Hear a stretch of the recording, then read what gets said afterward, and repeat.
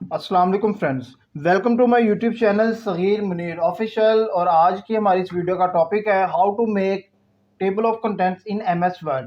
MS Word में reference tab को use करते हुए आप टेबल ऑफ कंटेंट्स को कैसे क्रिएट करेंगे। यहाँ मैंने एक सैम्पल तैयार करके रखा है, table of content chapter number 1, 2 and chapter number 10 तक। इसका मतलब ये है कि जो आपका बुक के जो मेन पेज है, बुक के मेन पेज के ऊपर एक इंडेक्स होता है जिसमें टेबल ऑफ कंटेंट है, और यहाँ ये मेंशन होता है कि जो आपका चैप्टर नंबर 1 है वो बुक के पेज नंबर 3 से स्टार्ट हो रहा है, और जो आपका चैप्टर नंबर 2 है वो बुक के पेज नंबर 6 से स्टार्ट हो रहा है। इसका मतलब ये कि जो आपका चैप्टर नंबर 1 है वो 3, 4 और 5 3 पेजेस के ऊपर आपका चैप्टर नंबर 1 है, और जो चैप्टर नंबर 2 है वो आपका स्टार्ट होगा चैप्टर पेज नंबर 6 से।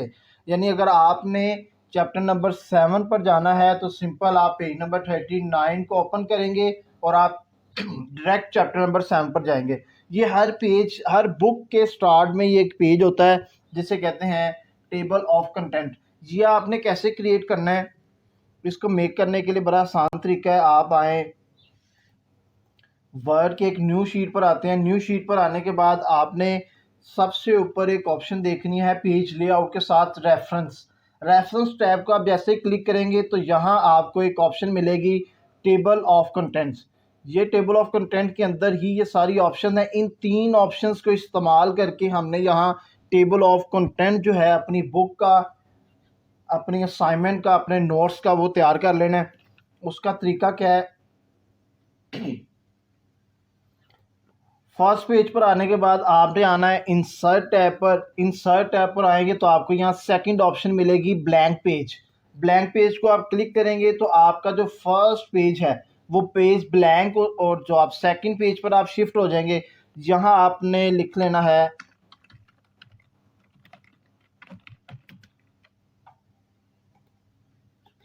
इंट्रोडक्शन।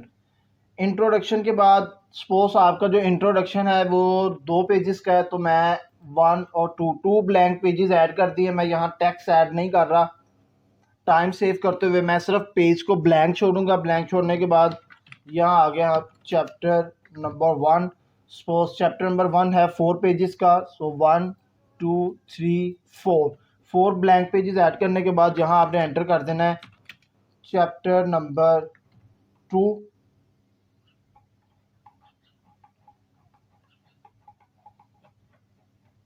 चैप्टर नंबर 2 एंटर करने के बाद अब आपने इसको हेडिंग बनाना है।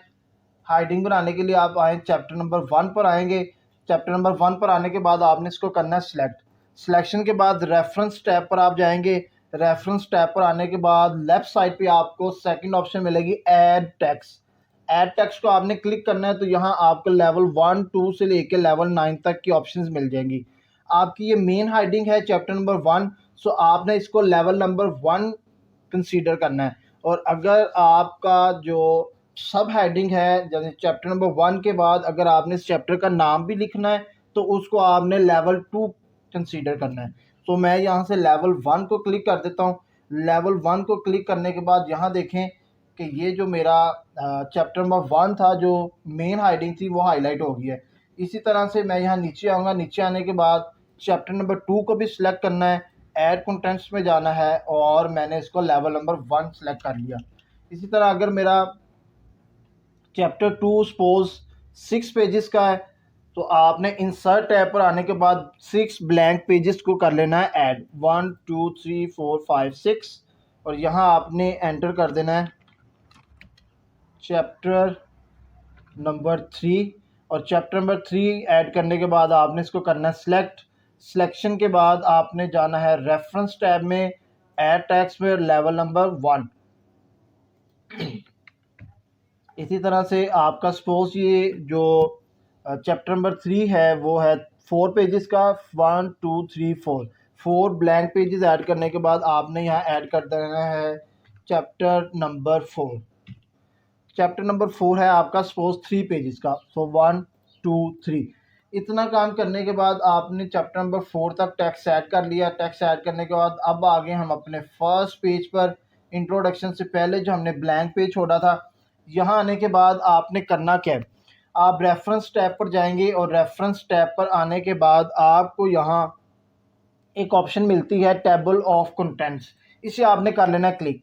इसे जैसे ही आप क्लिक करेंगे तो यहाँ आपको बाय डिफ़ॉल्ट जो है वो ऑप्शंस मिल जाएंगी कि आप किस तरह से अपने टेबल ऑफ कंटेंट को अरेंज करेंगे। लेकिन आपने यहाँ एक ऑप्शन को सिलेक्ट कर लेना है। सेकंड लास्ट ऑप्शन आपको मिलेगी कस्टम टेबल ऑफ कंटेंट। जब इसे आप कॉन्ट्रैक्ट क्लिक करेंगे तो आपके पास एक डायलॉग बॉक्स आएगा। इस डायलॉग बॉक्स का नाम है टेबल ऑफ कंटेंट्स। इस डायलॉग बॉक्स में आप देखें आपको सारी इसकी ऑप्शन मिल जाएंगी, प्रीव्यू की भी और व्यू की भी। यहाँ से सपोज जो इसका फॉर्मेट है वो आप यहाँ से चेंज करेंगे। जैसे ही आप इसका फॉर्मेट यहाँ से चेंज करेंगे तो आप ये देखें आपको इसका जो प्रीव्यू है वो नज़र आना स्टार्ट हो जाएगा। तो मैं यहाँ से कोई भी एक सेलेक्ट कर लेता हूँ इसका। ये मैंने सेलेक्ट किया, सिलेक्शन के बाद मैंने ओके प्रेस कर देना है। तो जैसे मैंने ओके प्रेस किया तो यहाँ देखें चैप्टर नंबर 1 2 3 4 ये मेरा जो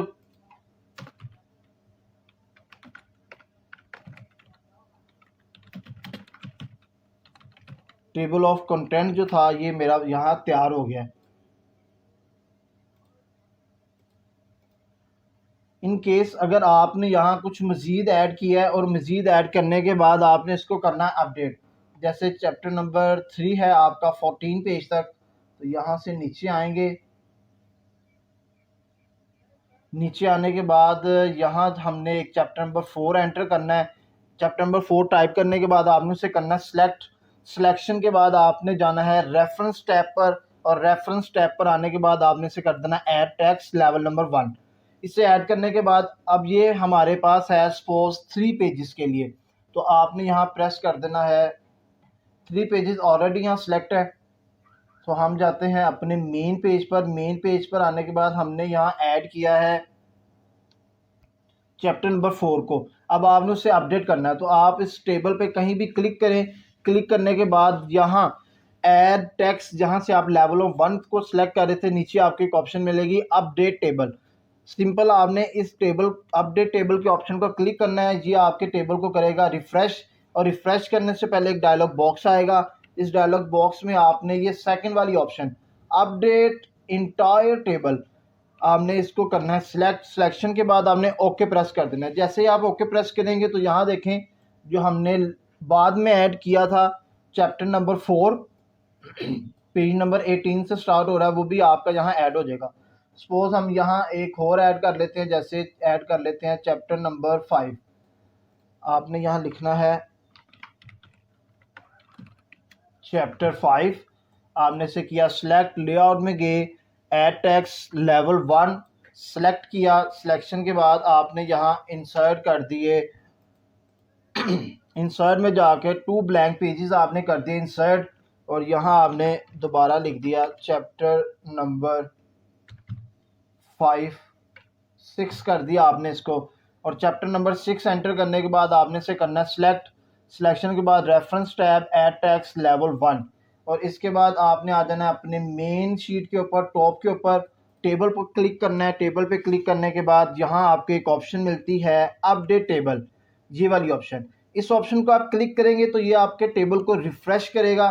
तो रिफ़्रेश करने के बाद आपने इसको करना है हमेशा update entire table. Entire table को सेलेक्ट करने के बाद आपने ओके प्रेस करना है। तो यहाँ देखें कि पहले हमारा पास 4 तक था चैप्टर, अब ये चैप्टर 5 और चैप्टर 6 ये आपके पास इंसर्ट हो जाएंगे।